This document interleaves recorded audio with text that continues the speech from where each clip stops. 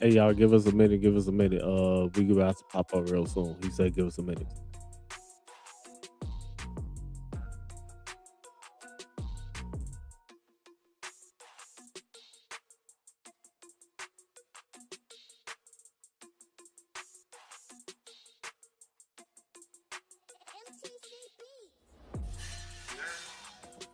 Yeah, can y'all hear me?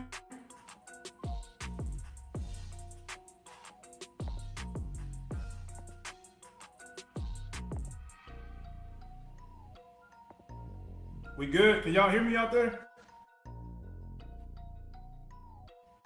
We good. We good.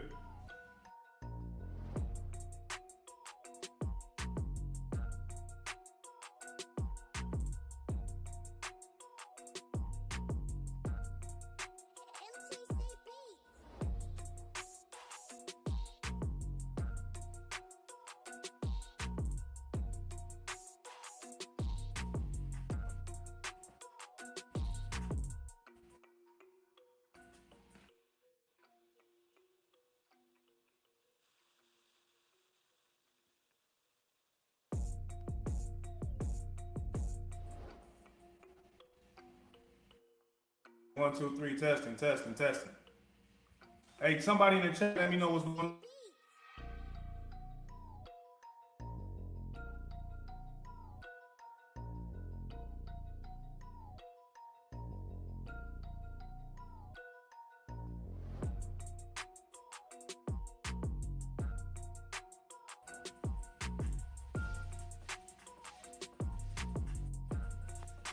Is we good? Is we good? Is we good? Or what?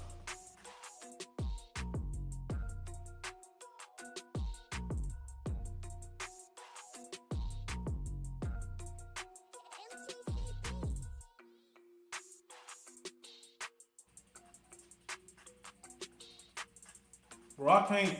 Can y'all say something? Somebody say something. Say something. Yo, can you hear us? I can hear y'all. That's what I'm saying. I can't know if y'all can. Y'all, yeah, talk a little bit so I'm not tweaking no more. Oh yeah. I mean, I thought you was talking to the live, bro. We can definitely hear. So, Mari, we good up there with you, Mari?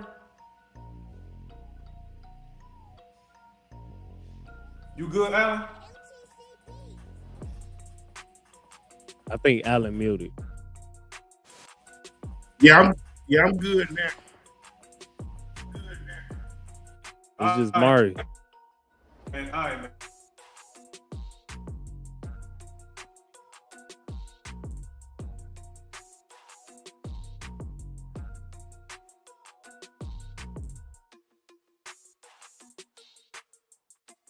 Hey G, do you hear like an echo?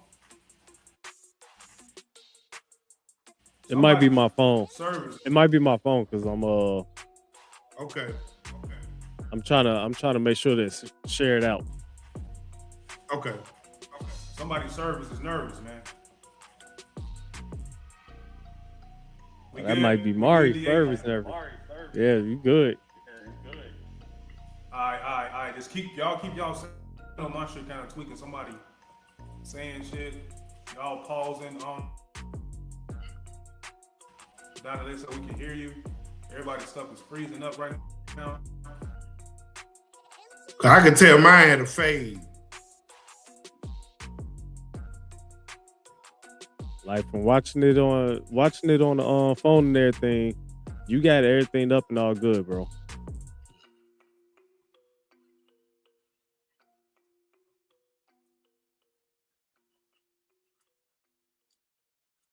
It look like G is stuck.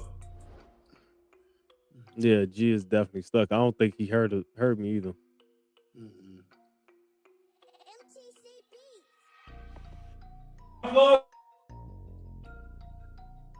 Well, Jared say he can hear us. Right. I see that. Jared said. Mari dropped.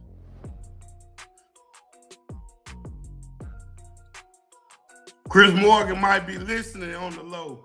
I got something for his ass today, Chris Morgan. I'm through with him, man. Oh, man. I got some choice words for Chris Morgan today. Oh yeah, I definitely want to hear that.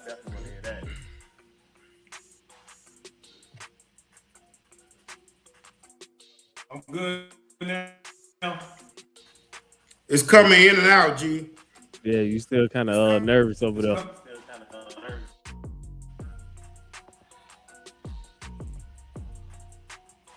I'm good. Yeah, that now. Better. It rained over here, bro. This shit is messing up my service right now, bro. I don't know what's going on. It's the rain, man.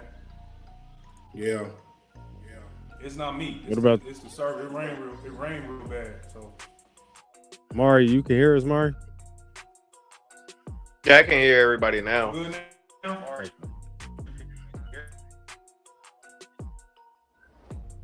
It's in and out, but it's all right. Yeah, I can hear everybody now. I can hear DH and Allen like pretty good. Okay. Yeah, it's G. G is going in and out a lot. How about now? I'm good, y'all? Right there, you good. I'm straight now? Good. I'm good.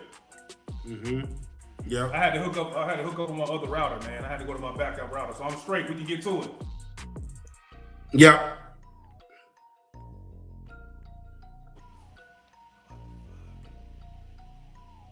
Shit shit fucking up. It don't never do this shit, bro. It don't never do this.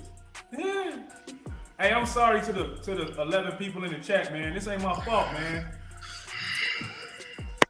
It's God's work, bro. Don't worry about it. Man, I don't know what's going on. Let me see that. I can click on that. I can click on that. Okay, it's working. Y'all just stay. So as long as I don't see nobody's circles messing up and shit, man, we good, bro. So I'm fluid now, y'all. I'm straight. You fluid. Yeah, for right now. Definitely fluid. Man, for right now, man. I'm gonna try to talk fast as a motherfucker right now, man. Hold on. Please Look, do. Man, I don't know what's going on. It's me, G Walker, the CNG Podcast, Mario, the CNG Podcast, OG Allen, the CNG Podcast. Then we got my boy DH Money the Don pulling up, man. We gonna get to it, bro. Shout out to Darnell Wright that pulled up in the chat, man. We got Jerry pulled up to the chat. Man, look, man, we gonna cook a little bit today, man. We gonna cook. We got Darnell Wright getting paid $116 million, $93 million guaranteed, bro. Damn near reset the market, y'all. Brian Poles paid his blue chip right tackle, OG. And I know how you feel about it, man. I know how you feel about Darnell Wright, bro, Mr. Pancake, man. And I'm in a good mood, man. I need my quarterback standing up on that right side, bro. I need my quarterback over there standing up, man. So I'm gonna let OG get it, man, and kick us off and how you feel about this deal. Then we'll go through Mari and we'll go to DH, man. We're gonna see how everybody doing. Well, from the words of Ben Johnson said we run most of our plays to the right side. So that tells you a whole lot about Darnell Wright and his expectations going forward. That he's a pillar of the offense. It's Caleb Williams and Darnell Wright. That's where we at right now. As far as like blue chip talent. And he's well deserved, man. And like I said, I've been begging for this extension for the last 6 months, man. Like, Pay that man. Pay the man. Because he deserves it. And if that offensive line doesn't have Darnell Wright, we don't go to playoff last year. He's just that good of a talent. And he exposes a lot of things on defenses. Grown men that he takes care of pretty easy. So, and he's still young. He's not even 26 yet. So he ain't even met his potential yet. So I'm waiting on him to make his move into being the best offensive lineman in football. That's his next level of achievement, and I believe he can do it. Man, DH, man, how do you feel about this deal, man? I mean, this is one of the ones I know Ryan Poles couldn't wait to wake his ass up and sign this dude right here. You know, this is one of the ones, you know, y'all get off my ass, man. Like, get off my ass. I got us one, man. The 10th overall pick, bro. A lot of people want to Jalen Carter, man. And you can pretty much flip the side, you know what I'm saying, and all that good stuff, man. But how do you feel about this signing right here? Man, it's about time, man. It's about time. We've been talking about it for maybe a good year and a half since he's really been able to step up and shut down that right side. It's just one of those things, like, it's happy to see. Like you said, you want to see this quarterback. You're a franchise quarterback up and moving around. And once again, we run to the right side. Everything so far has been to the right side if you watch Ben Johnson. So it's just it's obvious. It's about time they sat there, they got it done. It was no hassle. Hey, I'm happy for that, man. Let's go out there and let's get some more playoff wins, man. We got Jared saying someone got an echo, bro. It really might be me. I don't know what's going on my server today. Mari, man, this deal, bro, is looking like this was right on time. Ryan Poles usually sign players right in the summertime. You know, this is what he do in September. I mean, August. He signing guys in the offseason and the beginning of camp, man. So right on time. Ryan Poles does it again, bro. So what's your thoughts about this deal right here? I think it's really interesting that Darnell Wright still took somewhat of a discount, because if DH, I know you probably know more of this like offhand than I do. Isn't he making around like 29 to like $30 million a year annually, like from this deal? So even with that, like, he's making similar money that Tyler Linderbaum is making. And how much more valuable is a tackle to a center, you know what I'm saying? I was expecting this deal reaching up to like 36, 37. So he's still like kind of underpaid for what he does. We're coming off all pro season last year. And it just reiterates my trust into like Ryan Poles as far as like a negotiator and stuff like that. Like, even like looking back to like the deals with like Jalen Johnson, you know, $19 million a year for all pro Bowl corner. That's, you know what I'm saying, pennies on the dollars when you see other dudes making $30 million that are around his age, you know what I'm saying? Even the DJ Moore deal, like, looking back on, it was really solid for what it's worth. For number one wide receiver to only be making like $22 million, that's really nice, you know what I'm saying? Shout out to Ryan Poles and the turning of the leaf when it comes to like contracts with this front office. Yeah, so OG, man, just give us more of your thoughts on Darnell Wright, man, because he had to get paid, bro. Shout out to Jared right here. Jared says $29 million per year, annual per year for Wright, first among right tackles in the NFL. Shout out to my boy Jared Slime. Y'all know who that is for coming through with the information. You know, Darnell Wright, man, he since he's gotten here, he's improved, man. You know, you got to give credit to OG. You got to give credit to Dan Rochar, man. So speak on Dan Rochar, the leader of the offensive line, that was getting Darnell Wright, man, because he was young, bro. He was getting a lot of pre-snap penalties and false starts. So you got to give credit to the O-line coach, correct? Yeah, Rochar came in. He gave him tough love at the beginning, you know, because you got to think about it. We're gonna touch on that in a little bit about his previous coach. I don't want to say his damn name right now, but I'm gonna get to it. But Rochar came in and kind of steadied his ship and sat down and really showed love to the young man, and he showed toughness towards him, because sometimes as young offensive linemen, sometimes they could be challenged verbally. Sometimes that they need that, because it's a tough position being an offensive lineman. You can't really cater to them like you can sometimes with skill guys. Skill guys sometimes need their hands held. But offensive linemen, that's not the way of the world. They build the offense. They build ships. Those are guys that go in there with the hard hats on and they belt loop tight. Because those are the ones that peel the team, to make the team grow, is your offensive lineman. So you got to take care of those, and you got to stay on them and make sure that life is really complicated sometimes when we're trying to simplify things. Meaning, sometimes you got to tell him that if you don't do your job, none of this is going to work. And that's the truth. Like, if he lets a man get by him or he misses a block at the time, it don't matter what the hell we were going to run. It wasn't going to work.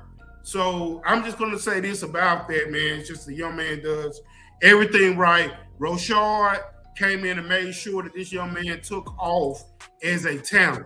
They brought in Ozzie. Ozzie's a right tackle, second round pick. That's a lot of damn motivation for Darnell Wright. What quiet is kept. They have plans for Ozzie. They have plans for him. So at the end of the day, man, he came in and showed himself to prove that I am the best right tackle in football, and now we don't have to worry about no replacement. We just got to keep putting that money in his bank account, because we already got our right tackle for the future. Yeah, well said, OG, man. And I appreciate what you're saying. And we got shout out to the sponsors over at tallybrand.co.com. Shout out to my guy Rob over there. Hey, Rob, man, and you guys are in here, man. Make sure you guys are posting and restreaming the live right now. Tally Brand, I appreciate it, Rob. If you can share this on Twitter, repost it. So, Mari, man, Darnell Wright, man, he's the leader of that offensive line on that right side, besides Joe Tooney. So the fact that we got pretty much a Hall of Famer as a guard, and we pretty much probably going to have the number one right tackle heading into the season, Mari, how much confidence do you think that gives not only Darnell Wright, but how much confidence that gives Caleb Williams, you know what I'm saying, knowing that his right tackle is secured for probably the next 5 years? It just gives more freedom for what Caleb Williams does best. You know what I'm saying? I think like the move is basically patented right now, like that rolling to the right and throwing like off play and off script plays. So I think it gives Caleb Williams that confidence that he can continue with like his play style, like going forward for the foreseeable future.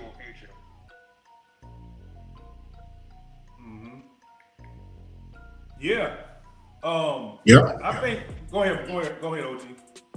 Yeah, I want to say that, man. Just like you say, the play calling is very important, man. Because we run those plays to the right side. Tradition, the right side is where most of your run plays go to anyway, because of the strong foot of the quarterback.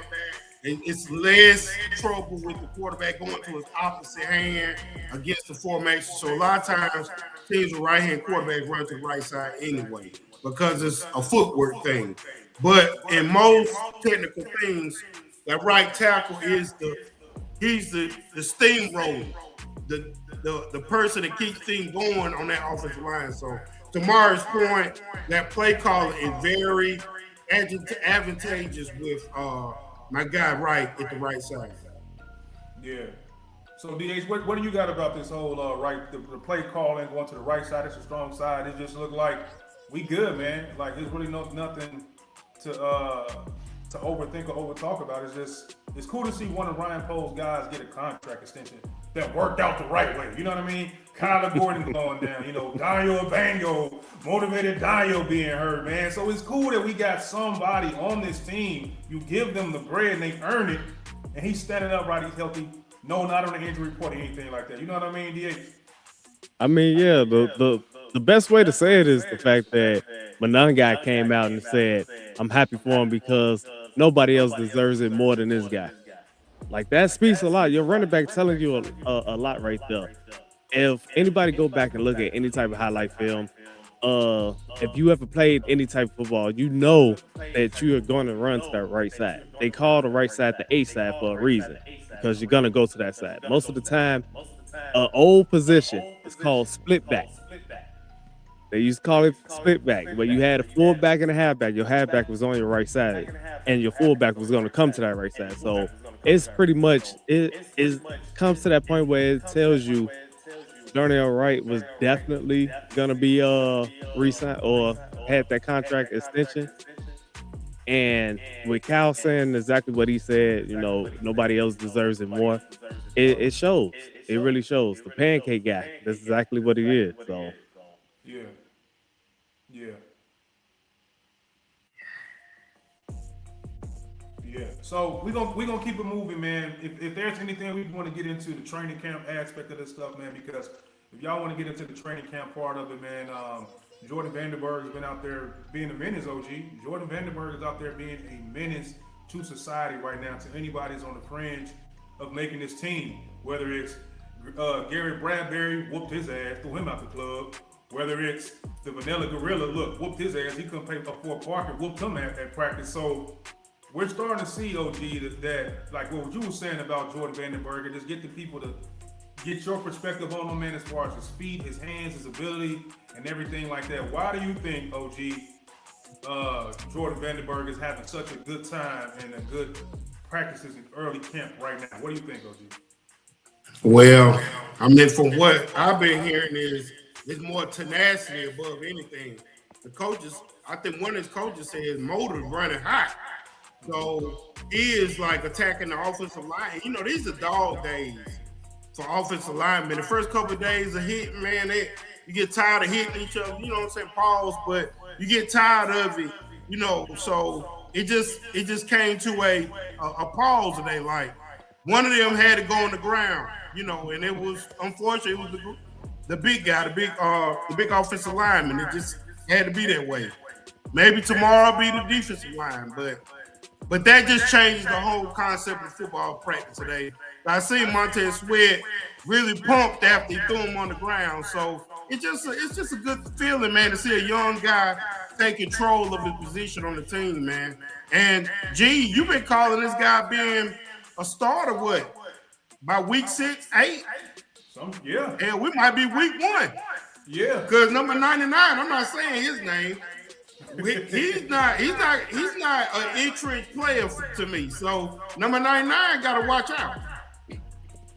Yeah, because you got Mari, man, you got guys like, we saw Mari that your boy got put on his ass at practice too. Your boy Luther Burton, man.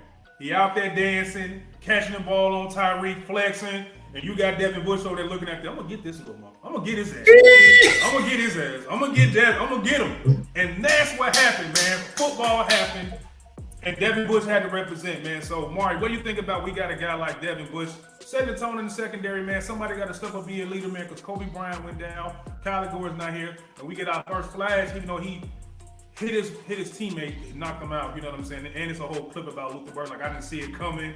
I didn't see anything. But just give me your thoughts on guys like, you know what, you're not just going to dance on us, bro, all practice long, and just think you're going to just do this to us, and the defender stepped up, man. So what's your thoughts on that happened in practice, Mark? Well, I think it's good for the overall benefit of this team, especially going forward to this regular season. If you don't think opposing defenses aren't going to be trying to, for lack of a better words, hit the shit out the Chicago Bears, then you got another thing coming, because this has been the most hyped up team like in Bears history, probably. It's probably 1985. They post about Caleb Williams every day on the NFL Network and on the NFL Twitter page. Had NFL analysts talking about Luther Burden every day on First Take and whatnot. You got people talking about Roman Duzzi. You got people talking about Colton Lovely.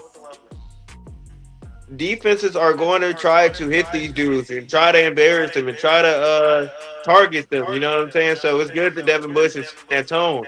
And from the many days we've been hearing about the defense getting torched and whatnot, it's good to hear that they're fighting back and they got some attitude about themselves. They're not just gonna sit down and lie down and let people score. We're not gonna take it.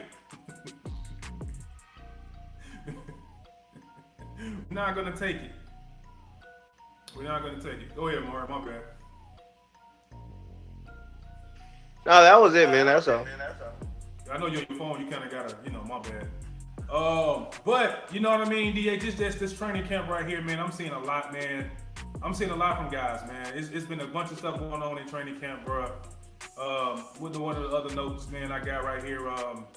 Roshan got rep with the first team, but that's one of my cut candidates. I really don't know if that means anything. The defense won in practice, man. And I heard that I saw a video clip of Jalen Johnson getting the interception, not an interception, but a pass breakup on Cole Kmet. I mean Colston Loveland, because we seen Maury. You explained this very well about how we was on the TikTok and people were saying like Jalen Johnson's getting burnt. We had a whole conversation about the Jalen Johnson to get paid if he's the number one corner, but people are picking on Jalen Johnson for a one-on-one rep because he couldn't recover quick enough, which is fair. But then you see another clip of Jalen Johnson getting the pass breakup of what many people think DH is going to be a top 3 tight end in the NFL this season. So what do you got to say about people that's overhyping clips and determining if a guy's worth getting paid and all that stuff, especially for a guy like Jalen Johnson, bro? Our number one corner. Man, all I can OG in a second. I know he got something to say. all I can say about that is y'all tripping over practice. We talking about training camp and practice. Like, relax on that, y'all. Relax. They supposed to sit here and give it their best and show like, all right, look, this is where we're gonna be. But at the end of the day, they not showing 100% of anything. It's one-on-ones. Relax. Yeah, relax, OG. Now here it comes, man. You not a hey. If you don't know, DH, this is your first time getting over Allen. He can't stand Jalen Johnson, bro. So LG, I know you saw the clip when Jalen got burned, bro. What was your thought when you saw Jalen Johnson get burned? But go ahead, man. Floor is yours.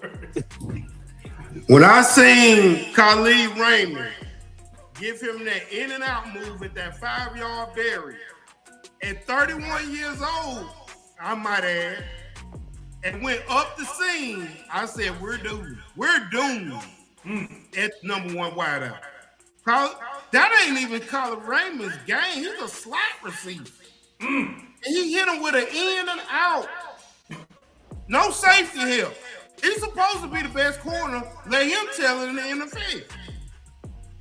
But he ended up watching his jersey, knowing the name of him. He knew his name going into the zone. That's basically what I said. So I'm a Tyrese Stevenson guy because Tyrese Stevenson he always takes the blame for everything, which he deserves sometimes. But that dude never quits. He always plays hard. Do dumb stuff sometimes. So Jalen Johnson is a guy. He thinks he's better with it, but at corner, he's got to have that mentality. But I see you and Chase a lot as a corner. Great cornerbacks don't play Chase all the time. Their technique doesn't allow you to get in front of them all the time. He stay getting stacked all the time. So I'm not going to let him get off the hook with his poor technique. Every time I turn around, his hands are below his knees when his hands should be up on James. His damn hands are below his knees. And that's why everybody gets off of him on one-on-one coverage. Because he has poor technique.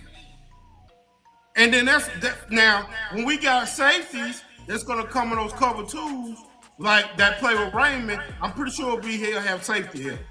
But he's not a guy that's gonna chase somebody across the formation and be one-on-one. He's not that guy. Mari, man, I know you want to go ahead. This is what Mari does, man.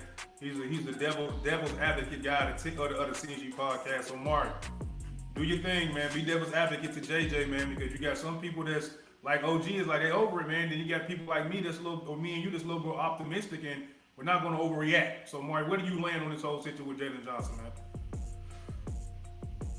I mean, there's a reason why one-on-ones are done at the beginning of practice and not at the end of practice. Basically, it's just supposed to bring out the competition between the offense and the defense. You know what I'm saying, man? How often is Jalen Johnson going to be one-on-one with a dude like Khalif Raymond without safety up over the top? That's why I'm not putting much stock in a clip like that or whatever. Jalen Johnson has shown through the 7-on-7 drill, even with the 11-on-11 drills, that he's still a top dog and is still a top dog cornerback, and he's even from coaches saying that they think that he has another all-pro season geared up. You know what I'm saying? I'm not worried whatsoever. Yeah. And I'm gonna get my take on it, man. OG, man, he has been a Jalen Johnson cheerleader for a long time, bro. OG don't think he's worth $20 million.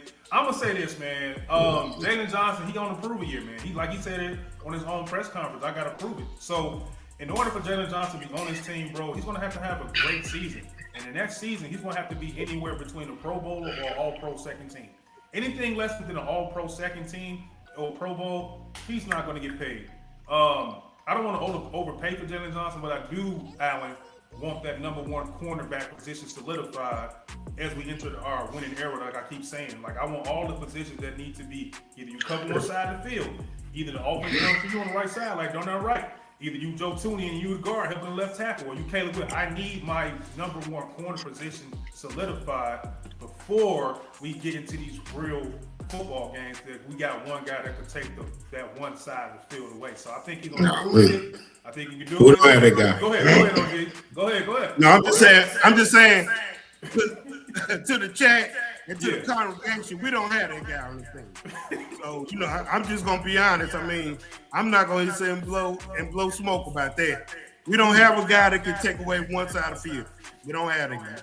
Now, my safeties, I love my safeties, even though my guy Kobe Bryant went down. But my corners, it's just we still got some work to do, man. We got some work to do. And James Johnson, I mean, he is what he is. You know what I'm saying? He's on the Chicago Bear. He's gonna be good, but he's the number 2 corner, man. On another team, he'll be a number 2 corner. Well, shout out to my man Cream Sleep who said he'd be at camp tomorrow. Shout out to Cream. I saw you with the pictures, man. I saw you with the picture with George McCaskey, man. I saw you out there, Cream. Tomorrow, let me know if you want me to look for anything. So, Cream, what up, man? I know what I want you to look for. I want you to look for Jordan Vandenberg whooping people ass again. I told people that's one of my favorite watches of training camp. Him and Austin Booker, man. I think going forward, Cream, Mari and DH and OG, I think those are the guys who are the future of the D-line. Booker and Jordan Vandenberg are the future, man. So, Cream, I want you to watch. See if you can get some clips and some videos of Jordan Vandenberg and Austin Booker. And share the live for me, Cream. Appreciate if you can share the live, repost the stream. So, anybody got anything, DA, what you want Cream Sleeve to look forward to next tomorrow at camp? What you got for Cream Sleeve?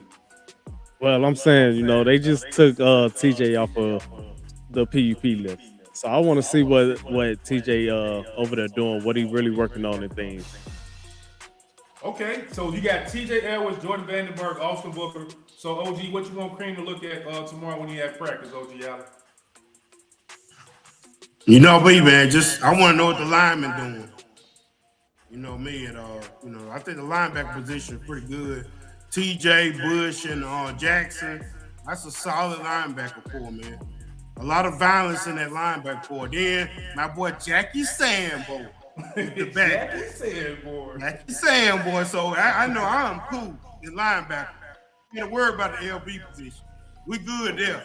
But right now, man, and the safety play, man, the rookie too, Cream. The rookie, man, it's been real quiet. The rookie, man, it's been real quiet up there. The channels, the airwaves are playing, man. I don't know if he's getting worked on up there or not, but I want to see. Yeah, and shout out to Cream. And Mark, we're gonna go to you. And Cream, we got Jared saying he look for Rome for Jared. He has in the Rome and Doomsday agenda he's been pushing, man. So you got Rome, we got Dylan Thieneman and Cream Sleep, we got TJ Edwards, and we got Jordan Vandenberg off the Booker. So Mari, man, let Cream Sleeve know what you want to look at for tomorrow, man. I'm interested to see how the offensive line is now, especially with Braxton Jones. I've been hearing mixed reviews about Braxton Jones and Willis, or Jedrick Wills, and Kieran Almagaji. So I'll be interested to see how that left tackle position is shaping up. Yeah, so anybody got any final thoughts before we move on to the next portion of our show, man? The next portion of our show is going to kick off. My final thoughts on Darnell Wright, man, is well-deserved, well-earned. I want to see my big fella. He's so athletic, OG, and everybody. He can do cartwheels. He can do flips. He can shoot threes. Darnell Wright is a freak of nature, man, a freak athlete, man, that can do a lot of things. So congratulations to Darnell Wright on getting an extension that you well deserved, man. What's your final thoughts on Darnell Wright and extension, DH, before we get to the next portion of the show? Yeah, man. So everybody knows usually when people get their contract extensions and things, you got that 50-50. Will they succeed or will they plummet? I'm just hoping that now that he got it, he just continue to work hard and put in that work, show us that 93 mil guaranteed is worth it, man. Continue to show us that it's worth it. Yeah, I love that, man. Oh, Mari, what's your final thoughts on Darnell Wright, man? Before we move on. Congratulations on the extension and appreciation for the hometown discount too. And just forecast in the future and whatnot. Hopefully, Poles they work the same magic with Caleb Williams extension. Yeah. We got Scrolls 91.97. We overpaid for Darnell Wright. That is not true, bro. How do you overpay for a guy that's a top 5, top 6 offensive lineman, bro, at the right tackle, bro? How do we overpay? If anybody want to dispute this or go at this, man, you guys can, man, before we move on. Shout out to the Scrolls, man. Everybody's entitled to an opinion. Even dumb opinions. Even dumb opinions. Exactly. All right, man. Let's move on to the next phase of the show, man. Guaranteed $93 million to any old lineman is wild, bro. How? Second team All Pro, any old lineman? We could just find Darnell Wright just hanging off the tree. We could just get Darnell Wrights everywhere. They sell them at Walmart apparently. Yeah, shout out to Slime saying it's not sure if it's possible to overpay an All-Pro. He's not even the top right tackle in the NFL. He's close to it. He's a top right tackle on our team. He's the number 1 right tackle on our team. And that's all that matters. That's all that matters, bro. That's all that matters, bro. All right, man. Let's get into the next part of the show, man. We're going to get into something I came up with a little while ago, man. I've been wanting to do this, man. I think it's that time, y'all. It's that time, man. Chicago Bears. Who's hot, who's cold, training camp edition. Let's get to it. People in the chat, we're going to get to it, man. You know, I looked this up, man. I was just looking around and trying to get information. So these are the guys that's having a good camp right now. Mari and OG and DH. DeAndre Swift. As much shit people talked about him and he's going to get cut and he's not going to be on the team. Ben Johnson said he's one of the most important parts of this team. He's vital to the team. Khalif Raymond, OG. He's having a hot camp. Are you surprised that Khalif Raymond is having a good camp? No, he's a veteran. He's a wild veteran. No, I'm not surprised. He's been with Ben before, so this is a walk in the park for him. Yeah. You know, and he's a solid wide receiver, man. He's a quality depth piece, man. I mean, and then he's good for the young guys. Because DJ Moore, man, you know, quiet as kept, man. Them young receivers really looked up to DJ Moore, man. You know, we got on him sometimes about stuff, but he earned my respect a lot of times by the way he was taking those hits and stuff like that, getting up. And he had to go to the hospital, back on the practice field on Tuesday. He's a different guy, man. So you got to respect tough guys. And I believe Khalif Raymond comes from that same ilk, man. Like, he's just an older, tough guy. Don't take no stuff. He makes sure them young guys do what they're supposed to on and off the field. So you need guys like that to keep your locker room tight. Yeah. We got Slime in the chat saying DJ was Iron Man for us, never miss a game. Yeah, DH. As much as the fan base want to get on, you know, DJ Moore, he never missed a game, bro. He never missed a game. He was always available to play. You know, it's just that everything else wasn't always good with DJ Moore, man. Route running, attitude, being moody. You know, him being, he had probably a little bit more negatives than he had positives as an overall number 1 wide receiver. Because OG, when you look at a number 1 wide receiver, it's not just catching the football all the time, right?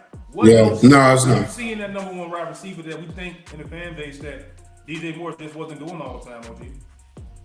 Well, I think sometimes, man, him and Caleb went on the same page sometimes, man. I think that's what it kind of came down to. Because DJ Moore is I would say, a solid 1, but probably a hell of a 2. But He's great at running underneath routes and running with the football after the catch. He's a yak guy. And I don't think Caleb is one of those quarterbacks that he's an on-time thrower. That's not saying he's not a great quarterback, but all quarterbacks are not on-time throwers. When you got on-time throws and you're in West Coast offenses, those are offenses DJ Moore need to be in, where the ball's going to be out at a certain kick. Caleb's not going to throw the ball on time. Caleb, just like the young man Tommy said the other day, he thought he was throwing the football to him, and he looked at him and threw it the other way. And he was like, damn, he just hit wrong on a rope against the body for 60 yards. He threw a damn no look pass for 60 yards. So that's the thing about Caleb. He is an outlier. Yeah. So you don't that dude but once every blue moon, because they don't teach kids that type of football. Everybody trying to coach football. Well, I can say coach football out of, but they're trying to coach that version of a quarterback out of them by the time they get to college. But he's kept that fun, that childlike skill that he's had at Pop Warner, and he's kept it as a pro, and it just looks so good because he does. And he makes it look so accurate. So I don't want to trade his skills for that, but DJ just wasn't a great fit for Caleb. Now he'll be a good fit in Buffalo because Allen is an on-time quarterback. He believes in throwing the ball on time. And if not, he'll get out the pocket. But most of the time, he's one of those type of guys. I think DJ gonna do well in Buffalo. Yeah. We got the Scrolls saying, shout out to the Scrolls. Like I said, DJ was one of the worst route receiver number one in the NFL. Yes, he was.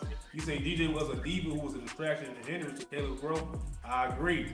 So we got Jared, we got Slime saying Ben said he doesn't want to coach the Superman out of Caleb.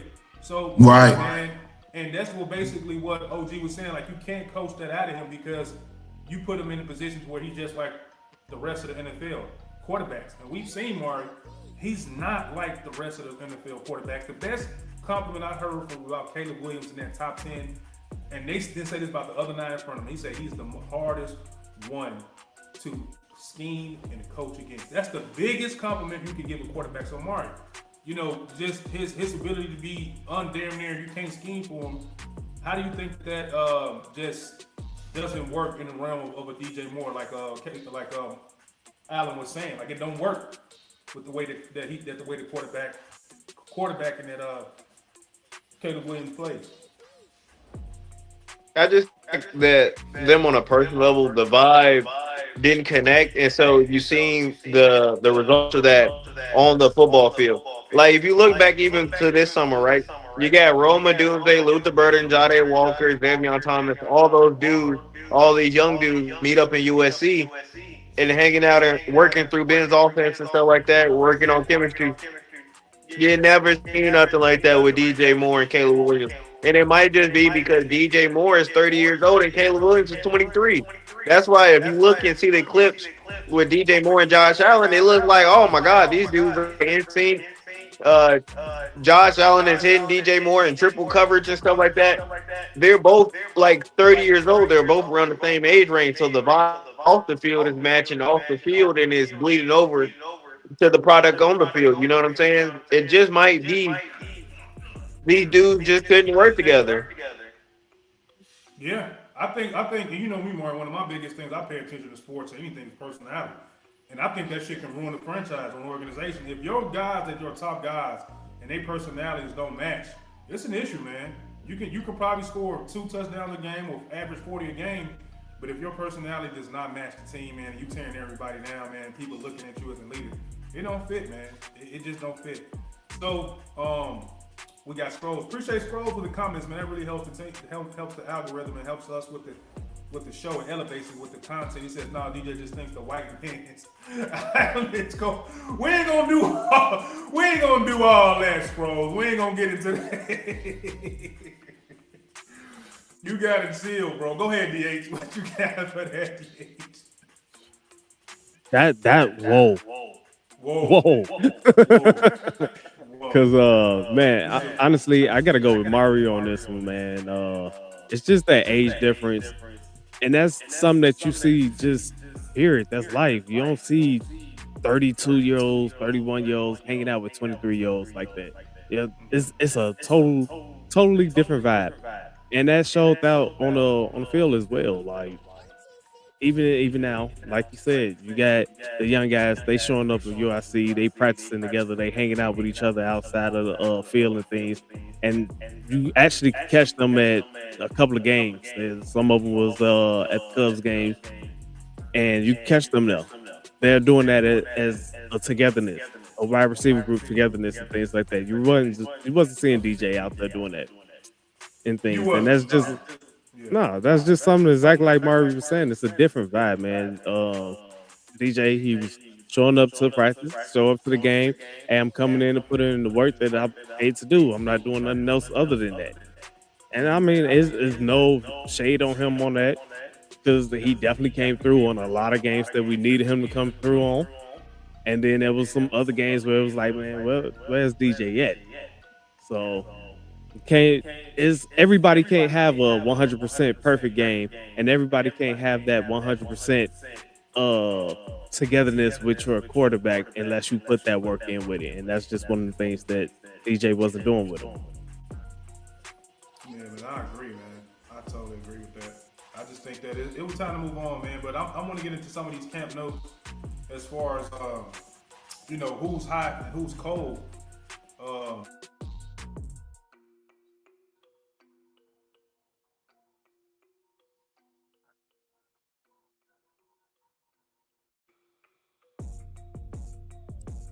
I just wanted to say real quick too, even to like expound upon that point, DH. we You gotta talked think about the about it too. trench work DJ at Moore is the center of the team, OG. So, just what's been your thoughts on Garrett Bradbury so far early in camp, as far as him having the lead for the center position right now, man, in camp? Alan? Hey, hold on, G. Amari right in the middle saying something. oh yeah, I'm sorry. Yeah, it cut out a little bit.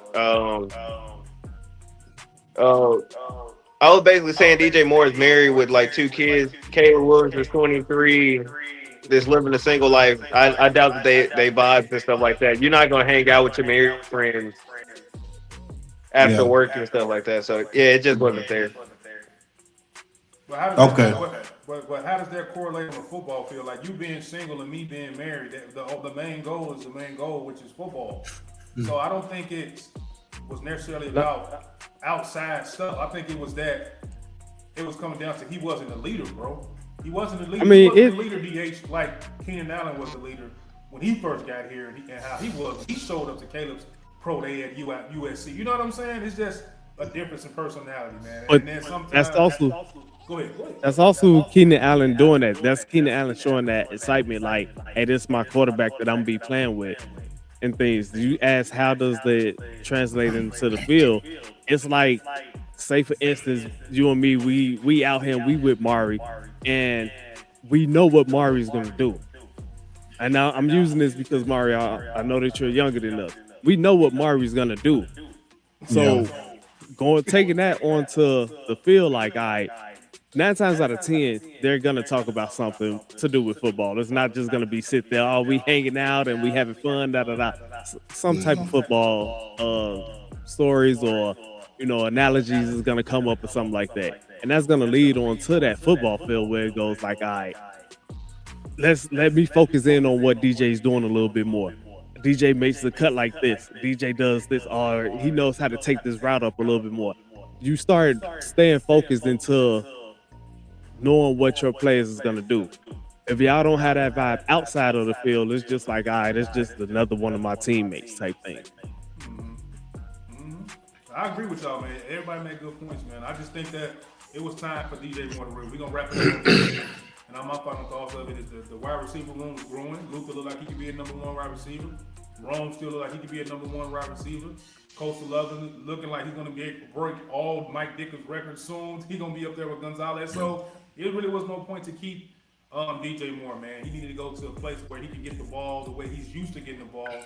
He wasn't going to get the ball here like that with the Chicago Bears, the way that Ben Johnson's run his team, and the way that Coastal Love like the primary target in general. So your drops, your catches is going to drop and everything like that. So DJ went to a place where he can be the number one Wide receiver, at least on paper, and we got a second round pick for DJ Moore. So everything worked out, man. It's all good. You know what I'm saying? But I want to get into something, OG, and I'm gonna let you guys pick which guy you want to talk about in this who's hot, who's cold. So we got DeAndre Swift, Khalif Raymond, Gary Bradbury, Ruben Hippolyte.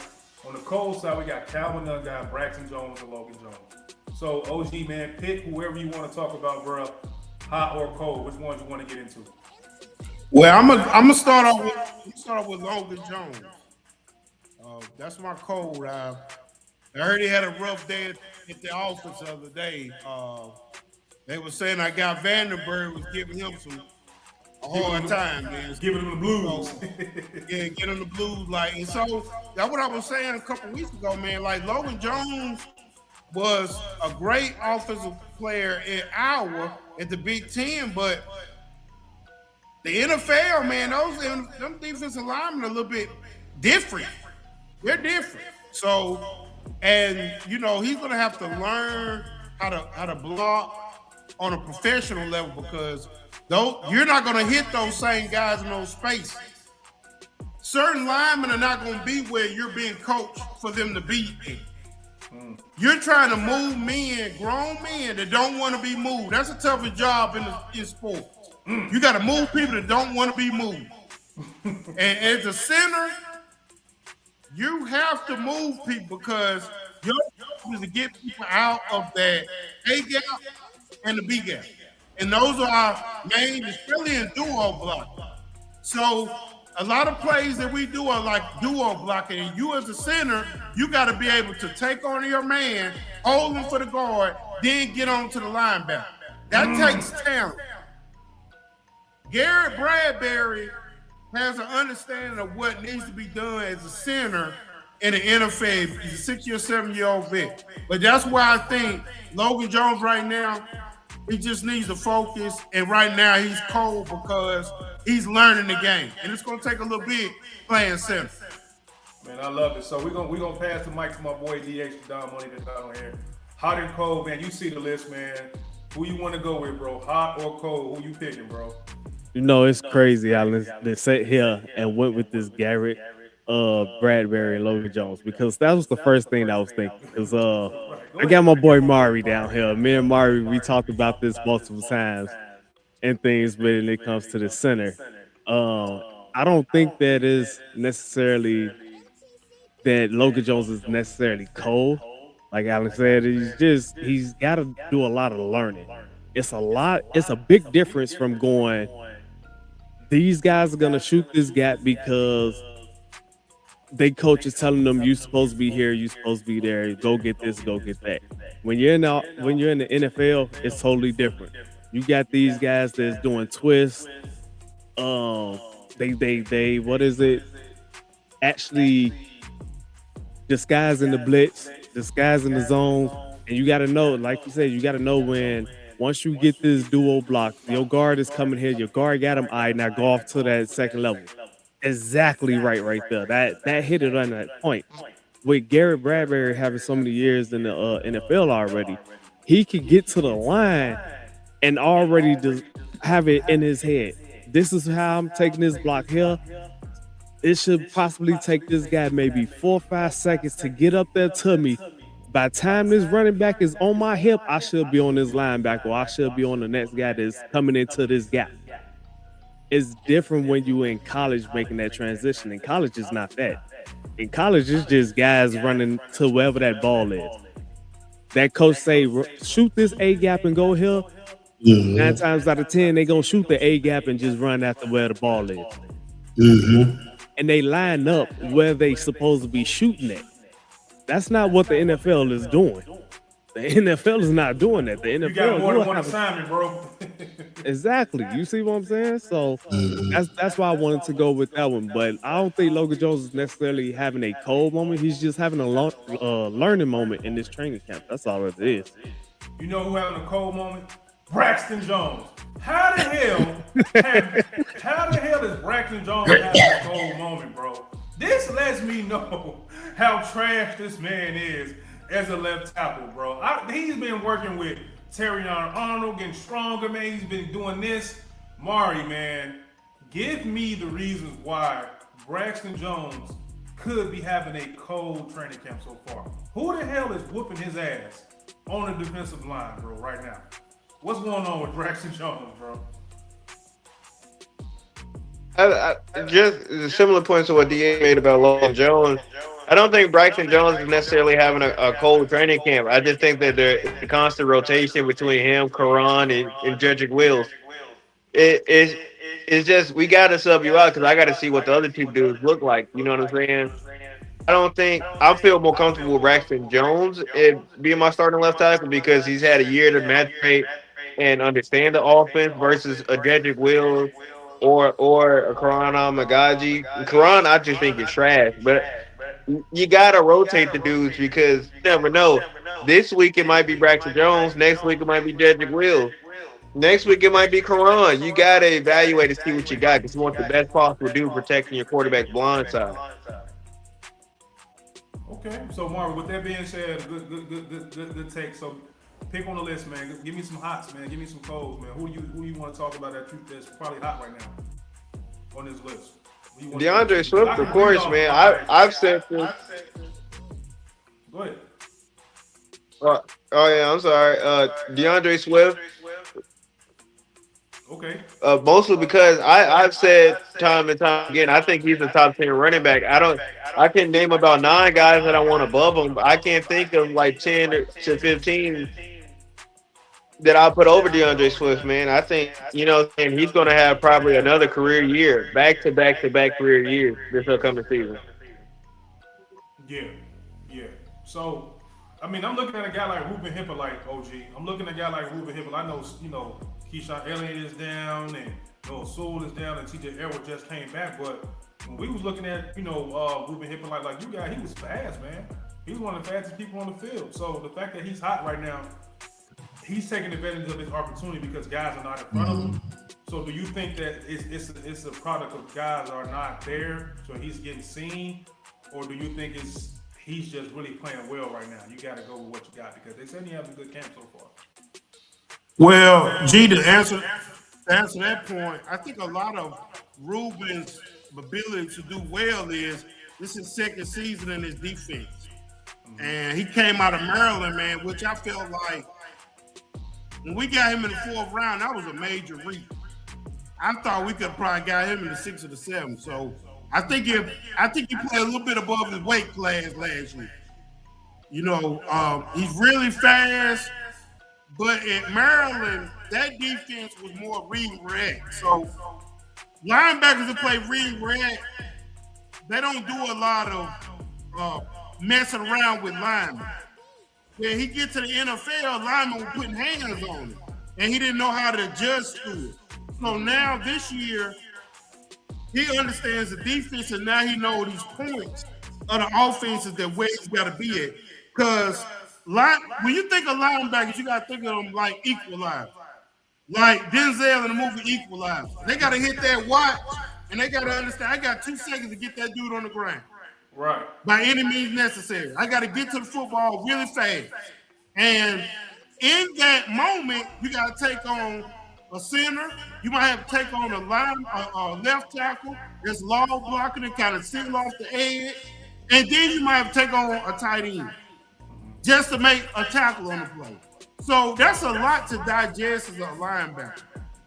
So I would say, man, in Ruben Hipper, I think the second year in the defense have really helped him as far as his development because he has a ton of talent as far as athletic ability. It jumps off the page. Yeah, man, I agree, man. It's just I think that the guy that I'm most impressed with off the hot list, man, it might have to be Khalif Raymond. The fact that he's good as advertised so far, and showing he got leadership abilities, and telling Caleb, "Hey man, everybody's looking at you." Then you see a clip of him beat Jalen Johnson on a pass. He's just catching the ball. He looks fast, like he be a leader. So I think Khalif Raymond, because there's been a lot of talk, man, about who's going to be the number 3 wide receiver on the team. I think the more we get into camp and I see stuff like this, it looks like it's going to be Khalif, man. I think it's going to be Khalif at that number 3 wide receiver, and I think he's going to get that captain on his chest, man. I think we're going to have our first wide receiver in the Ben Johnson era to get the captain on their chest, man. So that's who my hot, man. I like Khalif.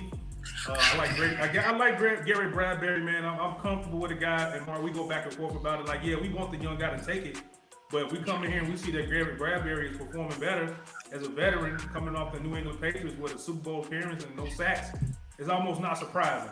It's almost not surprising that Logan Jones could be having a cold camp. You know what I mean? And Calvin Nunn guy, we didn't speak on that. And I think the only reason why he's having a cold camp is because he's been hurt and been injured. You know what I'm saying, Mark?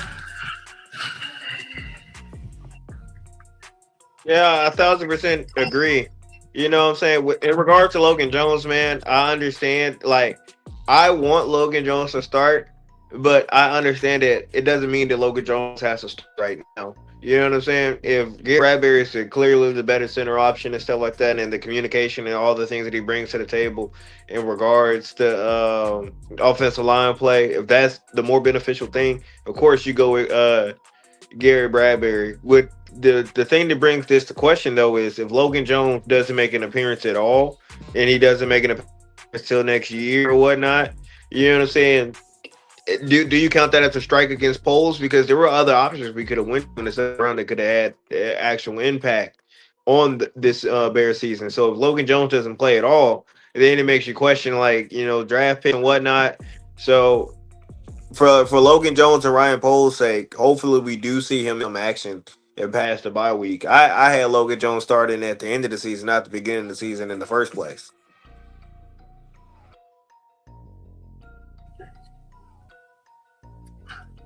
You muted, guy. I saw you sit up in the chair, OG, like you playing 2K and you kind of lose a little bit. I saw you perk up when Mari was talking about is it a strike on Ryan Poles. So what were you thinking when Mari said that, OG? Nah, I wouldn't say it's a strike, Mari. I would say is we're trying to win games, and I think Ryan was like, well, Bradbury is on his last year's deal. So I don't think he's going to be back either way. But if we go and win the division again, go to the playoffs, and Logan Jones didn't play, I ain't going to say it's a strike. I'm just going to say he's going to be starting center next year. We're a year in experience and understanding Ben Johnson's offense, which could be complicated to him. Now, I think the blocking scheme is familiar to him, but those calls, those things that he's got to understand when blitzes are coming and identifying the mic. I don't know if we understand how tough a job that is. Identifying the middleman in the defense. You know, because some defensive coordinators, they hide the mic. They'll put a whole gorilla front. They'll put 8 on the line. So how do you identify that? You know what I'm saying? You don't see that in college. That mug look. And so you got 2 seconds to do it. Yeah. So you got to be very careful with that. I don't know if people understand how the center position is the most complex position on the offensive line. And the center and the quarterback should be the smartest people on the offensive line. I mean, on the offense. Those are 1 and 2, or it could be 2 and 1. You know what I'm saying? Who's the smartest? Because sometimes it ain't the quarterback. Sometimes it's the center. So you got it. The center's got a lot of information he's got to digest in a short amount of time. But I love it, man. I love it. I mean, that's true. The center position, like I say, this is probably going to be the position that's probably the most intense and the most discussed and the most, grinding your gears, because it's the guy that's calling the calls up there. The guy that's the head and the neck of the offensive line, man. And to give it to a rookie, I want to see, because y'all know me, I want the cream rise to the top. I want to see a guy drafted in the second round be the damn starter. Like, you know what I mean? So yeah. I like to see stuff like that my GM and my head coach hit on a guy that beat out a guy that came from the Patriots that was on the damn Super Bowl team last year. I want to give that to my coaching staff, like, they did it again, bro, because anything short, even if it is insurance, you still got Gary Bradbury as your center, man, which I really can't be mad at. But as a competitor, as a person who wants the talent to continue to rise, I want the young boy Logan Jones to take it. And if it's not right now, it should be sometime in the season. And if it's not sometime in the season, they just going, like you said, OG, they trying to win games. And that's the best way to put it. They trying to win games. So I really understand that too. Like, I'm not gonna be mad if he don't play. Mari talked about it. If he don't play, I don't know if it's an issue. I'd rather have a guy that got to take his time and learn than a guy that like Keyshawn Elliott that's hurt, Kyler Gordon that's hurt, that can't even get on the field. So if you asking me, would I rather have a guy that got to learn a little, take a while to learn it, or a guy that can't even get on the field because he hurt? Give me the guy that might not be up to speed right now. You know, I'd rather take that option than what we've been looking at from an injury standpoint this whole training camp, man. So those are my calls, man. Calvin Nunn guy, Braxton Jones, Logan Jones, Ruben Hippolyte probably getting more heat because he's getting more looks. Everybody's hurt right now in the linebacker room. So Khalif Raymond, I spoke on him. So we're gonna get ready to end the show, man. We've been going off about an hour, man. We had a little couple of technical difficulties, but you know we persevered as we always do. So if there are any type of final thoughts, anything you guys want to get into, talk about training camp wise or anything like that I didn't get into, that you guys got notes about you want to get into, that's like a hot take or something that I should have said that I didn't bring up, please do so. DH or Mark. Go ahead, Mario. I'll let you take on this. How about that net video this year? Hey, 3 for 3, right? You know what I'm saying? Nobody's talking about the net no more. We got a new net video. He seems pretty accurate. Hey, give it up. We gotta clap it up, man. We gotta. They can't say nothing. They can't say nothing no more, man. We hit the net. We hit all 3 in the net. 3 for 3. Even down to I seen the 7-7, 11-11 drills today. Caleb Williams with 9 for 10 for like 7 touchdowns. It seems like he figured it out. Let's make the new video go, y'all, like they did last year. Since everybody it was so concerned about the net, let's make the new net video go viral. Right, that shit was everywhere. So DH, man, just give me some of your notes from training camp or anything you want to talk about that I probably didn't bring up, but I might have missed that wasn't part of the show, bro. What you got? You know, one of the things that I wanted to just throw out there, Khalif Raymond, you got him as a who's height, which he's definitely who's height. But people got to also remember he's been with Ben Johnson since 2021. Ben Johnson was the tight end coach 2022 through 2025, the beginning of 2025. He was the offensive coordinator for Detroit Lions. Coming into this type of offense, knowing that you know it for 4 years, you should be a hot take. You should be the guy that's going out there. You're gonna be that guy that had that captain spot because you should supposed to go out there and just take it. So I think Khalif Raymond is gonna be a great addition to this offense. I agree. So OG, what you got, man? Anything that you want to talk about? Who was the guy you want to talk about? What was his name? Chris Martin? No, Chris Morgan, our ex-offensive line coach. Yeah. Go ahead and get him, man. I'm gonna let you get him. Yeah, man. He did something to me this day, man. I was watching that interview, man, with Darnell Wright. It was very touching. It was rewarding, of course. You want me to bring it up? I ain't see it. Do y'all want to bring it up? You got time? DA, you cool with that? Mario, y'all cool if I bring up the thing? I would like for us to bring. You go ahead and bring it up, and then I give my take on it, and I want y'all to see the passion and what that young man was talking about. And he stayed so true to the interview, he didn't even say the man's name. That earned respect for me because he didn't want to say a man's name, even though that man almost hampered his career. So I respect the young man for saying that, understanding, watching his tone in a professional environment. And that takes professional courtesy and professional wit to not do that too. So please, man, show that video, man, if you can. Oh, we got it right here. Hold on, let me take this off here. Come on, man. Y'all know how I'm coming, man. Y'all know how I roll. What we doing?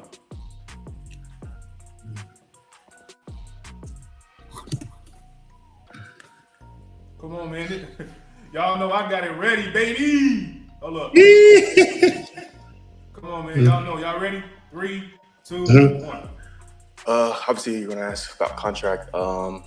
First and foremost, obviously, the only person I want to give thanks to is Jesus. So, other than that, okay, you can go now. So you're going to be a Bear for a long time. You're going to be a Bear for a long time. How does it feel now to have that behind you? Good. It was just everybody goes through it once you go through negotiations, blah, blah, blah. So happy to know that I'll be here for a while. So When you told us that last week, did you sense that this was close? no, actually, I didn't know what it would be like. So I was just more so leaning towards, obviously, 5th-year option. I have another year on my contract. You could be franchise tag, all that stuff. So obviously, I knew I would be here for a long time. So You got to know your personality a little bit. Sometimes you get like, okay, all pro. You like, okay, what's it like to be rich? it's just money. It doesn't get me into heaven, so You acknowledged before practice today? Was there a acknowledgement of the contract signing today with the team? Say again. Were you acknowledged before practice or after practice? Oh, yeah, after practice, Ben said something. He said I owed Dan a loan or something. Dan Rochar, which I probably do. That guy's helped me a tremendous amount. So, yeah, big shout out to him as well. So, Axon talked the other day about his relationship with Dan. How has Dan brought the best out of you? Well, I think first, like, he's consistent every day in what he does and what he says. He's consistent in what he's telling you. He's honest, and he's not some coaches I've had in the past, or some coaches. OG, let me know when you want me to pause if you make a point, man. Let me know. In the league, they're not very good teachers. They see a guy with talent and blah, blah, blah, but they can't convey what it is and teach you. You still need to be taught. So I think he's such a good teacher, and he does it with such good, he's not. Go ahead, OG. Go ahead. Get your bars off. Go ahead, Alan. Go ahead, Alan. Unmute your mic. See right there, man. He don't even want to say the coach's name, but I'm gonna say it damn for you. Chris Morgan. You. This young man we coming for you. Yes. He up there sacrificing your name, basically saying, I'm not gonna say his name out of respect, but you didn't have the damn common courtesy, man, to coach this young man. He is talking with pain, dog. He is talking with so much pain. You out there like not teaching the game. This kid came into the NFL from Tennessee, probably didn't know left from right in the NFL game. And you left this imprint on this young man's life that just signed a fucking had what, $100 million contract, a 2-time All-Pro, and you couldn't even be a positive role model for him. You were the first person to get him after Ryan Poe's draft. You were the first person to put your instincts, your coaching abilities on him, and this is what he thinks about you. Shame on you, Chris Morgan. Keep the tape going. He's saying more. Okay. Not yelling at you, he's not screaming at you, he's not demeaning you. He's telling you what's good and what's good about the rep. He's telling you what's bad about the rep, so you can see both sides. Instead of maybe if you have a coach that tells you just what you did was wrong with the rep, so maybe the next rep you just change everything, and then now you have a different result. You have no consistency to stack on top of each other. Whereas I think Dan, he shows you what you did good with the rep, so that you can keep doing the good things and then fix the bad things he tells you. So I think that's the biggest thing. This time last year, he was telling us just that he felt that he wanted you to develop a more consistent high motor. He wanted to see it throughout the game.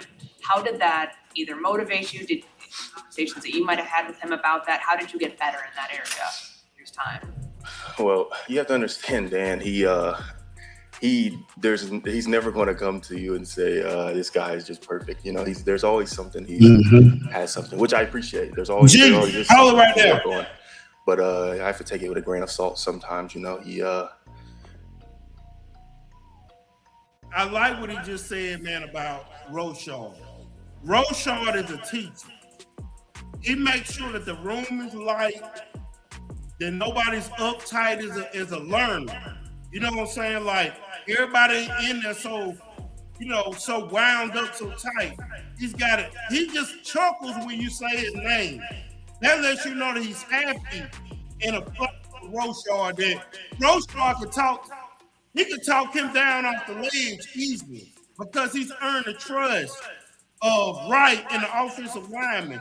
And I used to hear stories about Chris Morgan yelling at players, saying, little slick stuff. And then the things he used to say about Braxton Jones. He even uttered the word with a phrase of, you can't, Braxton has a hard time with bull rushing. But damn, Chris Morgan, we all see that. What are you doing to change these What are things, you doing Braxton? to help him get along, bro? It's one thing to Yeah, give. right. Yeah, right. Like It a ain't coach, you got to coach. right, G, you can't do that, man. When you're coaching a kid, you don't tell the public that he can't do anything. You tell everybody what he can do. You know what I'm saying? So right there lets me know everything about the difference between Rochard and whatever his name, Chris Morgan.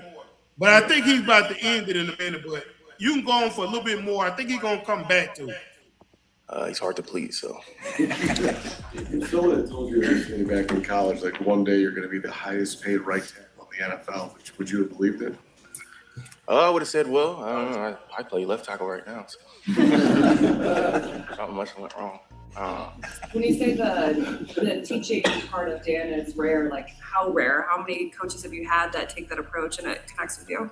Well, it's just, my college coach, he was very good. Coach Ellerby, he taught me very good, and he kind of had that approach as well. I think that's why I learned a lot in college. And then Dan, he comes and he kind of has that same approach. He's teaching more. It's not I just don't vibe. I just don't jive well with the coach that's just, you can yell to your lungs, go out, but there has to be some substance in what you're saying, so as long as there's substance, you can yell as much as you want, you know what I mean? Just, have something, just teach about it. You know what I'm gonna say though, OG man?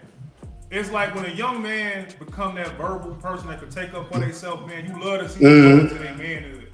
Cause sometimes these guys are so young, they young, they can't speak up for themselves. And fucking coaches know that, bro. They know that the young man is a good family, he not gonna buck too much. He a quiet young boy, and some men and coaches take advantage of the quiet kid. And Darnell Wright, I'm glad he's coming to his manhood to know he got a cane.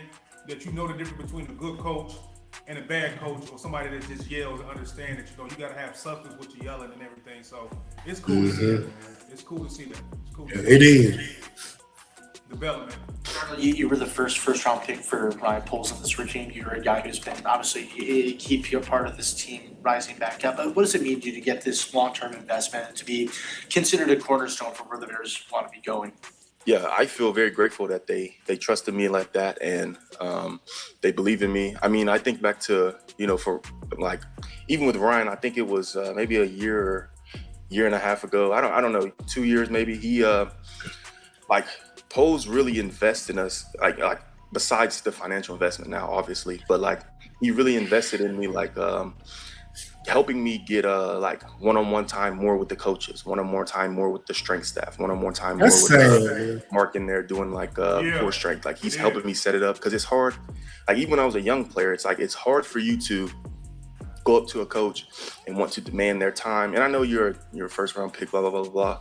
So they would probably be obliged, but sometimes it's hard for a player to approach a coach and want to take all their time when they've got stuff to do, blah, blah, blah. But he was investing in me at a really early age, like beyond what you would think a GM would do. I mean, I know they have all that, they got to handle, sorry, excuse my language. They have all that stuff they are handling, but he's really invested in me, even from a long time ago. So I really appreciate that. What does that mean to you? Right there. Your workflow looks like 12 open tabs and 3 subscriptions. I was gonna say, I was just gonna add on that. All right, hold on. Stop. This is Envato, because I can generate cinematic video. To have that. Yeah, that was the part there, man, that really got me, man, that you as a offensive coach, he would basically have to go to the GM to say, hey man, look man, I need some extra work, and that's just Chris Morgan, I just can't believe that this is going on your watch. Like the GM has to come down and talk to you about my player that I just drafted the first round. and you're not invested in that along with the GM, this was gonna be your way of staying in the NFL, Chris Morgan. This was your project. And you allowed this project to get you fired, and you probably will never see another offensive line coach again. You're probably done on the professional level. Because this young man is an all-pro in spite of you. You know, you were the first one to get your hands on the pause, but he is now all-pro, and he's telling everybody kind of what your tactics are. You're just a guy that just like yelling out stuff that don't make sense. So it's just sad. And Ryan Poles, I hope, learn from this, because you got to make sure that those coaches are maintaining these relationships with the players. If a coach can't maintain relationships with a player, then why is he here? You can go sell popcorn. We need people to wash cars. We need people to do videos. Yeah, man, we got jobs for you, man. You can work at the VA, helping punch local parking tickets. Yeah, you could do something else. When you're a coach, your job is to make that player better than the way you found him. We want him to be better. When you found him, he got better. That's your job. And shout out to Coach Rochard to come in and mend the fence with this young man. Because I can tell he loves Rochard, because every time somebody says a name, he smiles. He's in a happy place. You know what I'm saying? I don't know if everybody know that, but linemen are very mercurial, man. They need to be happy all the time, because when they get down and they don't want to block, they'll shut down on you. That's just how big dudes are. They'll just shut down on you. So, and you'll see that his rookie year, sometimes it just look like the offensive line just shut down on Justin. Now we see why Justin Fields had problems, because the coaching staff was in a total disarray. You know, it's unfortunate that he had to go through that, but now we're looking at everything on the surface. That was a damn train wreck of a coaching staff. But question on this. Question on him real quick though, on Morgan. I got a question on Morgan. Would we say that that was the definition of old coaching, the way that he came up anyway? Yeah, could be. Because let's look at how some of them are coaching now. Like we said, Rochard, he comes in and he's coaching a different way. He's showing, that attentiveness. He's showing that, hey, listen, like how he said, this is what you did good. I like that. Keep that going. And this is what you did bad. But back in the old days, it wasn't necessarily that. It was just, oh, you can't do this. Come on now, show me that. It was motivation back in the old days. Some coaches just can't adjust just yet. I'm not, taking up for Morgan, because hey, see what this guy doing. But I'm saying, like, can we say that this is a testament of old coaching, and should that be a way out? Well, old coaching also comes with, because I've had some son of a bitch. He's offensive line coach, but you know what they'll do? I told my homeboy the other day, man. I had a coach beat me up pretty good as far as like mentally my senior year in high school. But at the last practice I had with him, we walked up the hill hugging, man. As far as like talking and expressing ourselves, as far as like what my vision was for you. Some old school coaching, if you got the ability to come down to the level of the player, that's what I'm saying. I'm pretty sure Rochard cuts his ass out too. Right. But at the same time, he'll come down to the level of the player, because everybody can't take yelling, big dog. I seen dudes I played with, you yell at them, you gonna have to fight. You know what I'm saying? You ain't gonna yell at me all night long. I'm one of them people, like, I'll let you do it for a little while, but you ain't gonna be fucking yelling at me the whole time. We're gonna get to it. So, but some dudes, like me, I can take them yelling because I'm yelling. My grandparents were yelling. You know what I'm saying? My dad, you know, but at the same time, they were loving too. You know what I'm saying? But, you know, I come up in a situation where I yell at you, I'm loving you. You know, it's a weird dynamic, but just like to your point, some coaches believed in that back in the day. When they yell at you, it's because we care. You know, we give a damn about what you're doing. So it's a matter of how the player digests that. And talk and listening to how Darnell Wright has been raised, he might not take well to that. You know, he might come up in a different culture. Yeah. Man, I'm talking like that. Now he didn't talk, he ain't had a granddaddy with the overalls that chewed tobacco like me. You know, so you know, man, it's just a different frame of thing, man. So, you know, to each his own, you know. But I respect your point though. Yeah. So y'all want to finish the rest of it out? Or how y'all feeling, man? Y'all ready to get up out of here? What's going on? Y'all let me know.